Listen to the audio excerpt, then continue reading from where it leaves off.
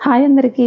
ఈరోజైతే నేను సింపుల్‌గా పల్లీల పచ్చడి అయితే చేస్తున్నాను. చిన్నప్పుడు మన అమ్మమ్మ వాళ్ళు చేసేది కదా! ఆ స్టైల్‌లో చేస్తున్నాననమాట.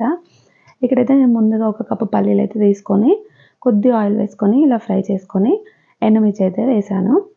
నేనైతే ఇక్కడ ఎండుమిర్చితో చేస్తున్నాను. పచ్చడి చాలా బావుంటుంది టేస్ట్.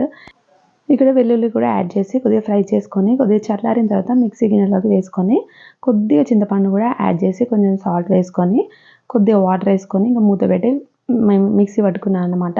చూడండి ఇలా మిక్సీ పట్టుకున్న తర్వాత నెక్స్ట్ ఆనియన్స్ కూడా వేసుకొని ఒకసారి ఇలా మిక్సీ పట్టేసుకోవాలి. చూడండి ఇలా మిక్సీ పట్టుకున్న తర్వాత దీనికి పోపు పెట్టుకోవాలనమాట. నేను ఇక్కడైతే కొద్దిగా ఆయిల్ వేసుకొని ఆవాలు, జీలకర్ర, మినపప్పు, ఇంకా శనగపప్పు కూడా వేసుకొని ఎండుమిర్చి, కరివేపాకు కూడా వేసి ఇలా ఫ్రై అయిన తర్వాత మనం మిక్సీ పట్టుకున్న పల్లీ చట్నీని దీంట్లోకి యాడ్ చేసి కొద్దిగా ఫ్రై చేసుకొని బౌల్‌లో తీసి పెట్టుకున్నాను. అంతే, పల్లీ చట్నీ అయితే రెడీ అయిపోయింది.